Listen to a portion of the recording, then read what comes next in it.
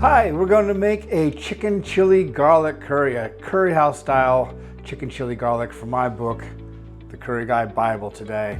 This is going to take about 10 minutes. It really is so quick to make. All these curry house style curries are quick to make.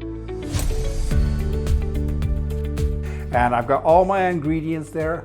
I recommend you do the same, because if you don't, then you're going to end up having to go look for things. And I say that very seriously, because you do want to be able to have everything to hand when you're cooking curry house style. It takes literally 10 minutes, as long as you have everything to hand to do it. I'm going to add a couple tablespoons of rapeseed oil. You could use vegetable oil, whatever you like, as long as it's an oil with a high smoking point. You don't want to use like olive oil or something like that. And I'm going to add about 8 cloves of garlic that have been slivered. Now this is a smaller version of chicken chili garlic than is in my book, which is to serve 4 people.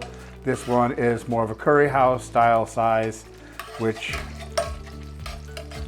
will serve 1 to 2 people. And what I'm doing with this garlic is it's not only there to fry and look nice, it's going to flavor that oil, because this is a chicken chili garlic curry, so that's going to flavor that oil.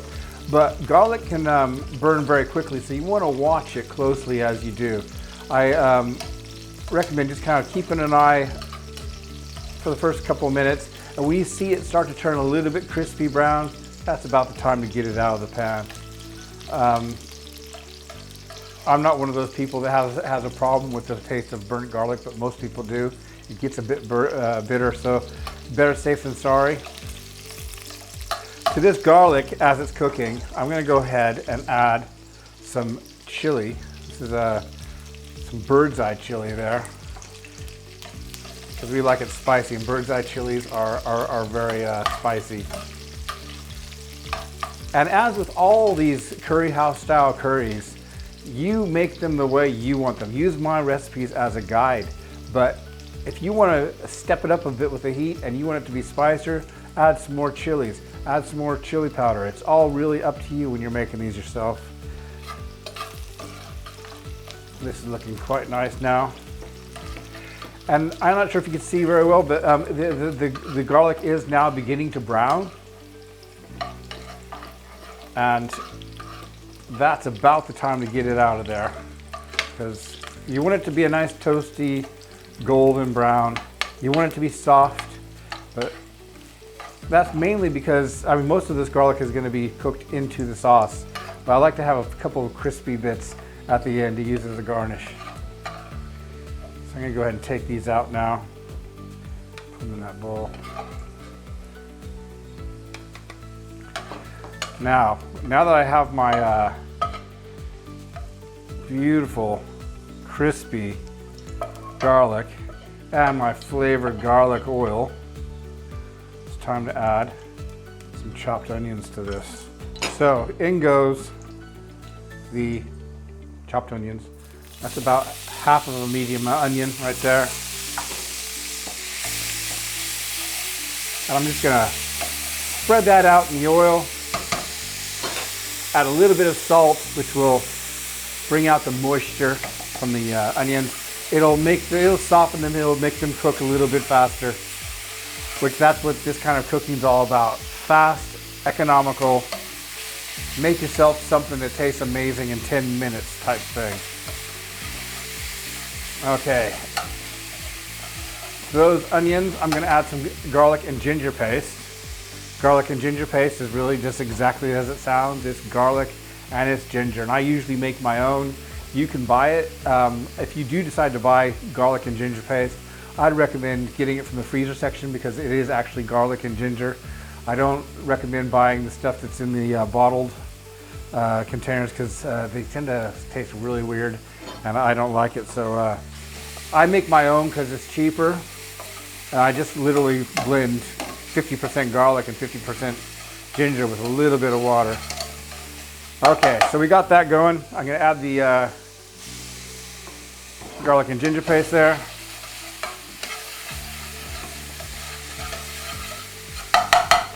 And to that, I'm going to add some spices. I've got about a tablespoon of tandoori masala, tablespoon of mixed powder, which is a curry house style curry powder, so you could just use Madras curry powder. And I also have some chili powder there, a teaspoon of that. And like I say, all these ingredients, you put them in as you like them. You're making the curry, it's your curry. You don't want to just follow my recipe blindly. Use it as a guide, and then you taste it as you go and decide how you want it to be. See there.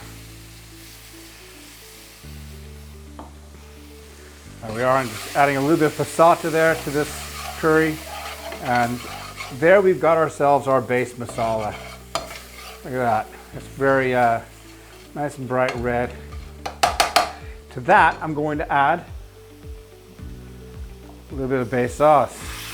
I do have a recipe for the base sauce as well, so if you've never made my base sauce, you'll find it in my books, you'll find it on my blog, and you'll find it in all my videos wherever you're watching my videos.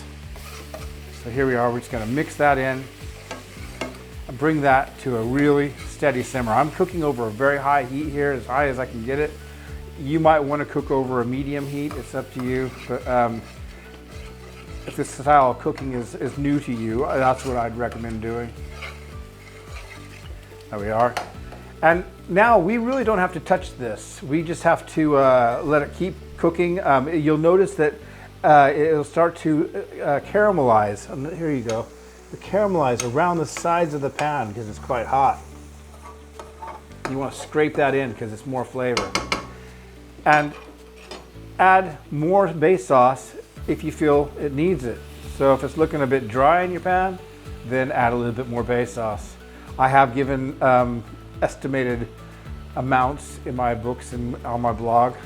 It's really down to you and your eyes and what you're thinking. How do you want your chicken chili garlic to look when you're done? That's what you have to be thinking about, not so much the recipe.